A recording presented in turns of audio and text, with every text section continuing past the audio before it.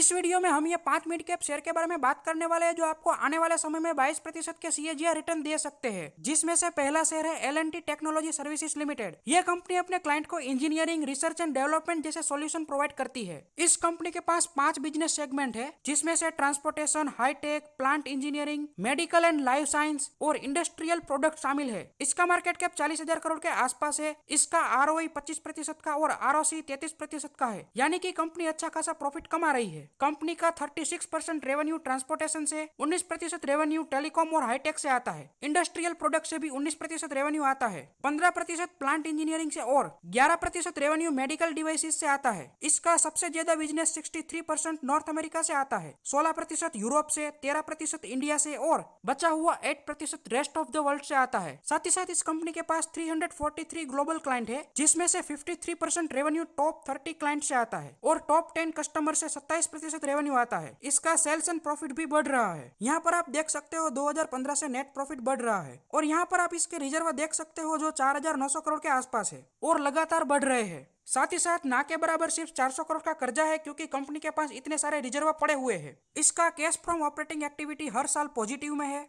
इस कंपनी के पास ये 6 स्ट्रेटेजी ऑफ ग्रोथ एरिया है, जिसमें से 2025 तक 25% कार इलेक्ट्रिक हो सकती है। मेडिकल टेक्नोलॉजी से 2025 तक $200 बिलियन जनरेट हो सकता है। 5G टेक्नोलॉजी से $155 बिलियन, आर्टिफिशियल इंटेलिजेंस और डिजिटल प्रोडक्ट से $100 बिलियन, डिजिटल मैन्युफैक्चरिंग से $475 और सस्टेनेबिलिटी से $400 बिलियन 2025 तक एक्सपेक्टेड है। इस कंपनी में प्रमोटर होल्डिंग 73% की है और FII और DII ने भी अपनी होल्डिंग बनाई है और कंपनी के प्रमोटर ने एक भी शेयर गिरवी नहीं रखा है, जो अच्छी बात है। साथ ही साथ मैनेजमेंट भी लार्सन एंड टर्बो ग्रुप से है, इसीलिए मैनेजमेंट की ओर से भी कोई दिक्कत नहीं है। अब अगली कंपनी हमने केमिकल सेक्टर से सिलेक्ट की है, जिसका नाम है फाइन ऑर्गेनिक इंडस्ट्रीज लिमिटेड। ये कंपनी डिफरेंट टाइप के ओलियो बेस्ड केमिकल बनाती है, जिसका यूज खाने पीने की चीजें, प्लास्टिक, कॉस्मेटिक और स्पेशल एप्लीकेशन में होता है। इसका मार्केट कैप 13,000 करोड़ के आसपास है। इसका ROE और ROC दोनों 30% से ज्यादा है, जो बहुत ही बढ़िया है। साथ ही साथ इसका PE अपने इंडस्ट्री PE से कम है, यानी कि अब ये अट्रैक्टिव वैल्यूएशन पर ट्रेड हो रही है।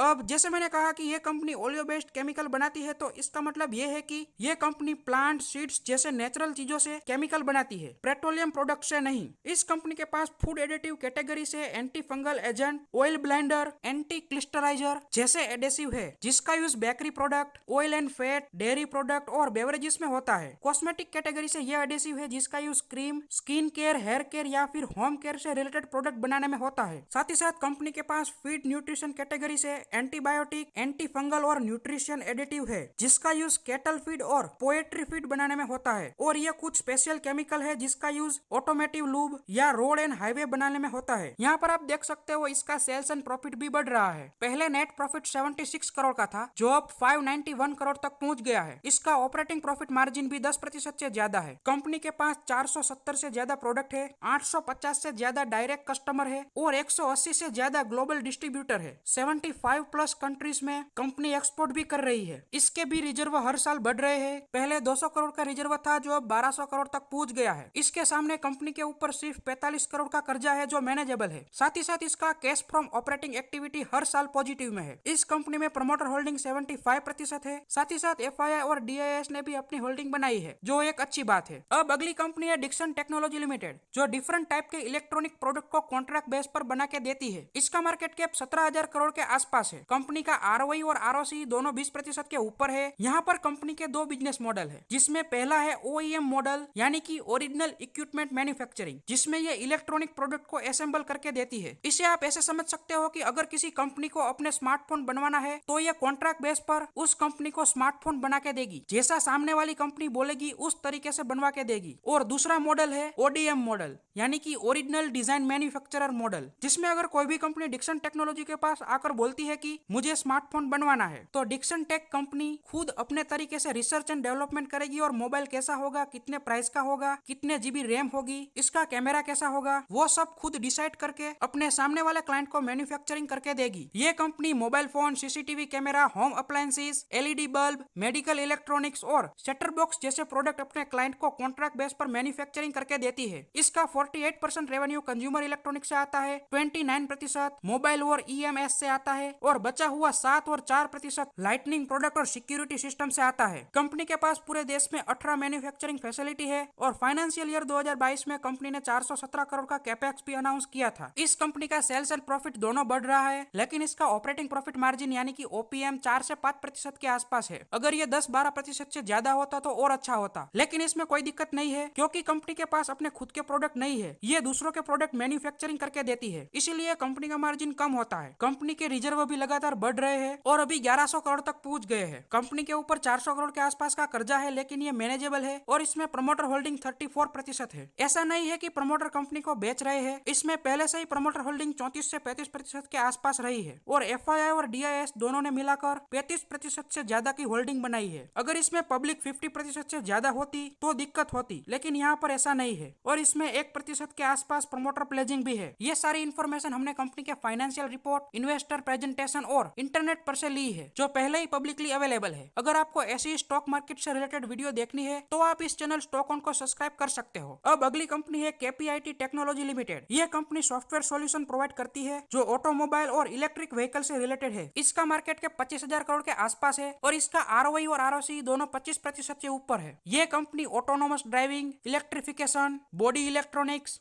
कॉकपिट, क्लाउड एंड विजुअलाइजेशन और new age engineering and design जैसी सर्विसेज एंड सॉल्यूशन प्रोवाइड करती है, जिसमें से 74% रेवेन्यू पैसेंजर कार से, 24% रेवेन्यू कॉमर्शियल व्हीकल से और 2% रेवेन्यू अदर सेक्टर से आता है और जोग्राफिकली 39% रेवेन्यू USA से, 40% यूरोप और बचा हुआ 21% बाकी सारे देशों से आता है। इस कंपनी का सेल्स और प्रॉफिट बढ़ रहा है। यहाँ पर आप देख सकते हो इसका प्रॉफिट पहले 55 करोड़ के आसपास था, जो अब बढ़कर 380 करोड़ तक पहुंच गया है और इसका ऑपरेटिंग प्रॉफिट मार्जिन भी हर वर्ष 10% से ज्यादा है। इसके ऊपर 287 करोड़ का कर्जा है, लेकिन ये मैनेजेबल है। इसके रिजर्व भी हर साल बढ़ रहे हैं और अभी कंपनी के पास 1300 करोड़ के आसपास रिजर्व पड़ा हुआ है। इसका कैश फ्रॉम ऑपरेटिंग एक्टिविटी भी हर वर्ष पॉजिटिव में है और नेट कैश फ्लो भी पॉजिटिव में है, जो एक अच्छी बात है। इसमें प्रमोटर होल्डिंग 39% है। इसमें भी प्रमोटर होल्डिंग 50% से कम है, लेकिन FII और DIS ने 23% और 12% की होल्डिंग बनाई हुई है, इसीलिए इसमें कोई दिक्कत नहीं है। अब अगली कंपनी है पॉलीकैब इंडिया लिमिटेड, जो केबल्स एंड वायर्स का मैन्युफैक्चरिंग करती है और ये FMEG यानी कि फास्ट मूविंग इलेक्ट्रिक गुड्स भी बनाती है। इस कंपनी का मार्केट कैप 50,000 करोड़ के आसपास है। इस कंपनी के पास 25 लोकेशन पर मैन्युफैक्चरिंग फैसिलिटी है और उन 25 लोकेशन में से 4 लोकेशन पर FMEG के प्रोडक्ट बनाती है। यह कंपनी डिफरेंट टाइप के वायर्स एंड केबल्स बनाती है, जिसमें कंपनी के पास पूरे इंडिया में 24% का मार्केट शेयर है, यानी कि हर 100 में से 24 के आसपास वायर्स एंड केबल्स इस कंपनी के बिकते हैं। इस कंपनी के पास 3500 से भी ज्यादा डीलर्स एंड डिस्ट्रीब्यूटर्स है और 1,25,000 के आसपास रिटेल आउटलेट है। साथ ही साथ कंपनी के पास FMEG कैटेगरी में fan, switches, LED lamp, pump और सोलर इन्वर्टर जैसे प्रोडक्ट शामिल है। इसका सेल्स एंड प्रॉफिट भी हर साल बढ़ रहा है। पहले 2015 में 164 करोड़ के आसपास नेट प्रॉफिट था, जो अब 917 करोड़ तक पहुंच गया है। इस कंपनी का OPM भी 10% के आसपास है। इसकी कैश फ्रॉम ऑपरेटिंग एक्टिविटी भी पॉजिटिव में है। प्रमोटर होल्डिंग 66% की है और FII और DII दोनों ने 9% के आसपास होल्डिंग बनाई है। ये 5 मिड कैप कंपनियां आपको आने वाले 7 से 10 सालों में 20 से 22% CAGR देने का पोटेंशियल रखती है, क्योंकि सभी कंपनी जिस सेक्टर और इंडस्ट्री में काम कर रही है उन सब में ग्रोथ आ रही है। लेकिन अगर आपको बेस्ट 7 स्मॉल कैप शेयर जानने हैं जो आपको 10 साल में 10 गुना रिटर्न दे सकते हैं, वो जानने के लिए यहाँ पर रेड बैकग्राउंड पर आने वाले वीडियो पर क्लिक करें। और अगर आपको सेक्टर वाइज सारी कंपनियां जाननी है